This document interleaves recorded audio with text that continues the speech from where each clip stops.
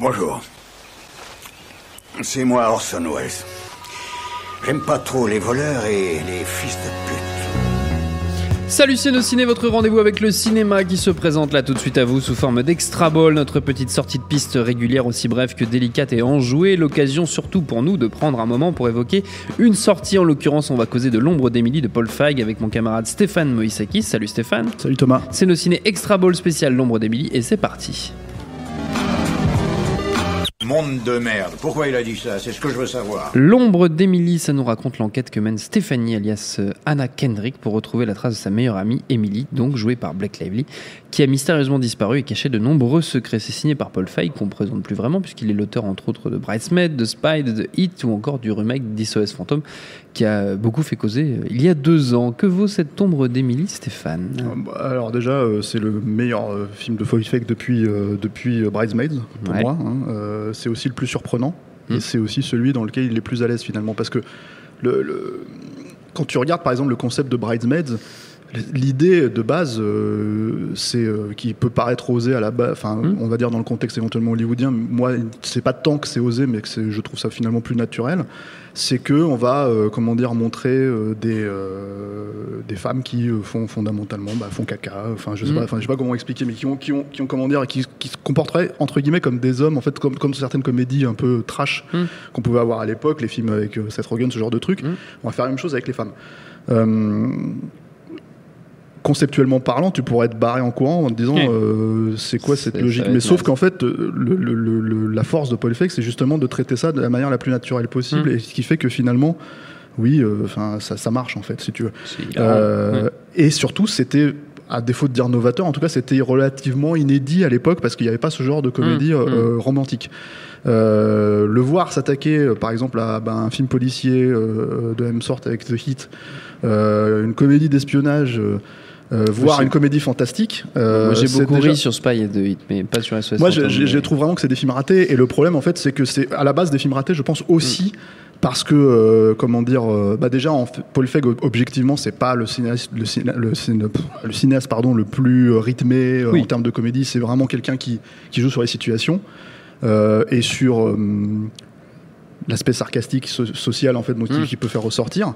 Et du coup, en fait, c'est des films qui demandent un certain rythme, et je trouve que déjà ils les ont pas. Et surtout, l'autre problème, c'est qu'en fait, c'est des films qui ont déjà été faits quelque part. En fait, c'est-à-dire une comédie policière, ça existe, une comédie fantastique, ça existe, une comédie avec des espions, ça existe, même si là, c'est avec des femmes, en fait. Donc le truc, c'est que pour moi, tout ça, c'est voilà. Et puis SOS Fantôme, c'était quand même vraiment raté. Tu sentais qu'il y avait beaucoup d'interférences du studio aussi, ce genre de choses, beaucoup de films à charcuter. Voilà. Là, en fait, il revient à un tout petit film qui est, alors là, c'est ça qui est très étonnant, en fait, qui est littéralement vendu au premier degré. C'est-à-dire que c'est un film, c'est un thriller. Si tu regardes la bande-annonce, tu dis ok, c'est Gone Girl en gros, quoi. C'est le personnage de Blake Lively, c'est plus ou moins le même personnage que comment elle s'appelait cette actrice dans Gone Girl, Rosamund Pike, merci.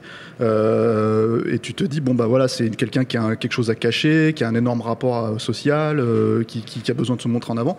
Et du coup, quand le film commence, tu l'abordes comme ça parce que on va dire que tu as été préparé. Et puis je crois que le matériau d'origine, le livre en fait, est très premier degré à la base. Sauf qu'en fait, à la première scène, un tant soit peu ridicule, tu te dis mais qu'est-ce qui se passe en fait? Alors tu penses que tu es en train de regarder un film qui va briller et qui va vraiment être planté, quoi. Sauf qu'en fait, au fur et à mesure, tu comprends que non, c'est la logique de Paul Feig, la façon dont il a investi le sujet. C'est vraiment de faire ressortir les aspects totalement sarcastiques, j'ai envie de dire, pour être large, de la société américaine. Et notamment cette espèce de délire que les ricains peuvent avoir, en fait, dans la représentation de soi, en fait, qui pousse quand même énormément à l'extrême. Que ce soit le personnage de Blake Lively, ceci étant dit, et le personnage de Anna Kendrick, en fait, qui sont littéralement opposés, quoi. Après, voilà, ça c'est le premier truc qui ressort, je trouve le plus fort. Il va pousser la logique très très loin jusqu'à la fin, jusqu'à avoir du slapstick, littéralement. Donc ça devient absurde. C'est pas ce qu'il gère le mieux dans le film. Mais moi je trouve que là où le film fonctionne vraiment bien, déjà les 2 actrices sont superbes, vraiment elles sont excellentes, elles jouent vraiment bien dans leur registre, c'est-à-dire il y en a une qui joue plus ou moins la comment dire, mais même si tout ça, il y a beaucoup de de non-dits et de couches de gris, on va dire. Mais il y en a une qui joue à merveille en fait la Sainte Nitouche, typiquement la mère idéale, quoi. Et l'autre qui joue la working girl absolue, qui bouffe les hommes, etc., etc., qui leur laisse aucune chance, etc., etc. Et dans chacun des cas, en fait, il y a une véritable approche psychologique qui là pour le coup est peut-être liée au matériel, j'ai pas lu le livre, voilà, mais qui qui démontre au fur et à mesure en fait que tout ça c'est juste de l'apparat et voilà. Et il en reste finalement en fait à la fin des vrais personnages qui fonctionnent vraiment.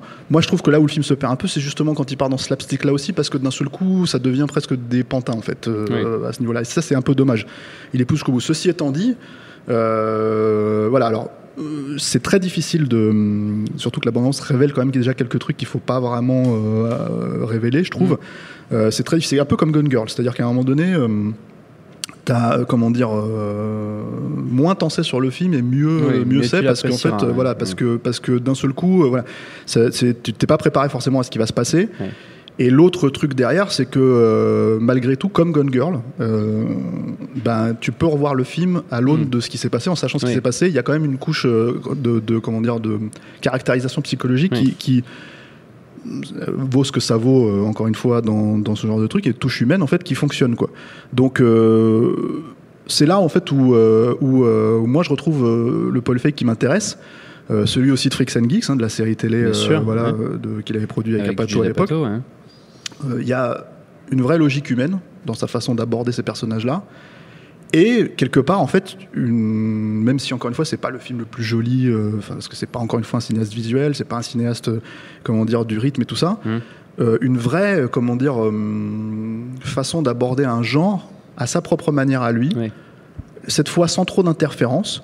Moi, je cherche depuis que j'ai vu le film en fait un thriller de ce genre-là en fait qui aurait des vraies composantes comiques et sarcastiques de cet ordre-là, et j'en trouve pas. Donc encore une fois, je dis pas que c'est novateur, je dis pas que c'est mais c'est ce qui rend la chose un peu inédite, extrêmement plaisante à suivre une fois qu'on rentre totalement dans le bain dans le rythme du film, quoi.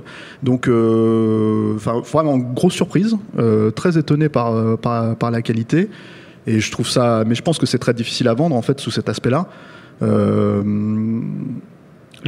Faut savoir ça. Faut savoir qu'en fait, on ne va pas voir vraiment Gone Girl. On va voir, encore autre chose avec une très prononcée, une touche d'humour extrêmement prononcée, quoi, et qui fonctionne pour la plupart du temps, quoi. Non, c'est très bien. Tout ça est très alléchant. L'ombre d'Émilie, c'est en ce moment au cinéma. Notre temps est écoulé. Merci Stéphane, merci à Jules à la technique, à l'antenne, pareil pour l'accueil. Binge.audio pour toutes les infos utiles, et on vous dit à très vite.